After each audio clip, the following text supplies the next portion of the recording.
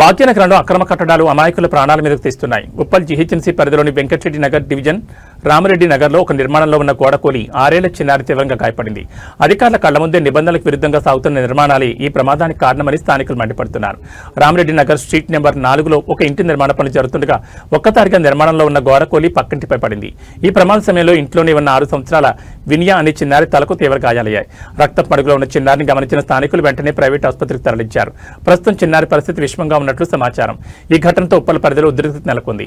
అనుమతులు లేకుండా కనీస భద్రతా ప్రమాణాలు పాటించకుండా విచ్చలవిడిగా అక్రమ కట్టాలు జరుగుతున్న జీహెచ్ఎంసీ టౌన్ ప్లానింగ్ అధికారులు మామూలు మత్తులో మునిగి తేలుతున్నారని స్థానికులు ఆరోపిస్తున్నారు. ఇంకా ఎంతమంది ప్రాణాలు పోతే అధికారులు మేల్కొంటారు అంటూ బాధితులు ప్రశ్నిస్తున్నారు. అక్రమ నిర్మాణాలపై కఠిన చర్యలు తీసుకోవాలని, బాధ్యులైన అధికారులను సస్పెండ్ చేయాలని డిమాండ్ చేస్తూ స్థానికులు ఆందోళన చేపట్టారు. చూడండి, మీరు లోపల చూడలేరు. ఇగో మటన్ తెచ్చిండి, ఇగో మటన్ వండుదామని పెట్టిన, ఇగో పాలు, ఇగో పిల్లల కోసం,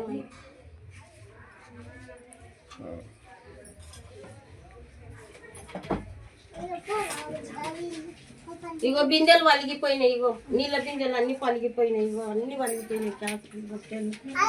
ఇగో లైట్ బుగ్గలు, ఇగో లైట్లు.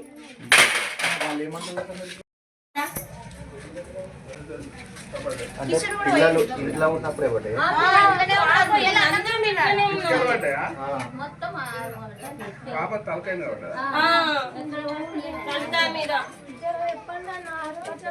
అక్కడ లైట్ వేస్తే కనబడుతుంది. లైట్లు కూడా వలిగిపోయినాయి, మొత్తం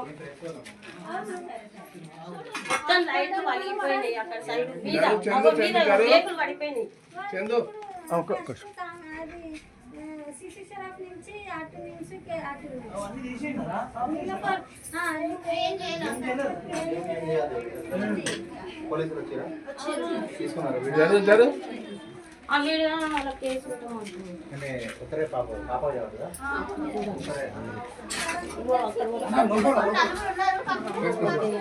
ఎగిరి పడ్డ పిల్లకి కూర్చొని తింటున్నా. ఇది కూడా మీది ఉన్నది, ఆడికి పడ్డది, ఇది మీదికి పడ్డది, ఆడికి వెళ్ళి ఇది పడ్డది. ఈ ఇటుకలో నా పాప మీదే పడ్డాయి.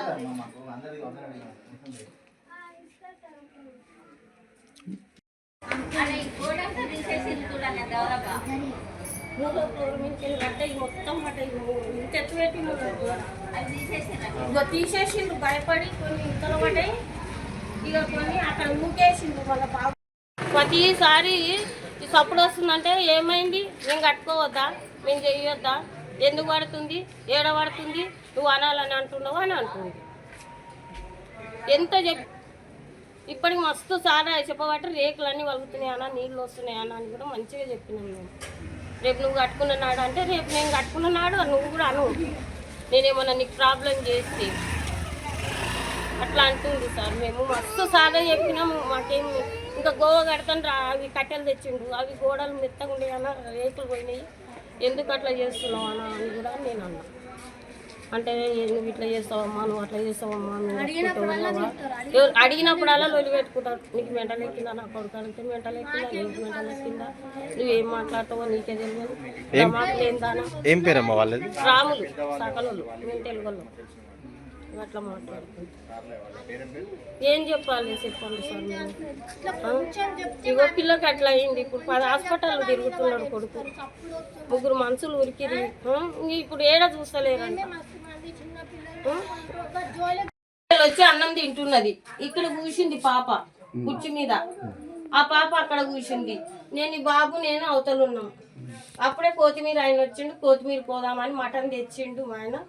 పొయ్యి మీద పెట్టిన, చాయ్ పెట్టిన, 2 పొయ్యిల మీద 2 పెట్టి నేను కొత్తిమీర దేనికే పోయినా.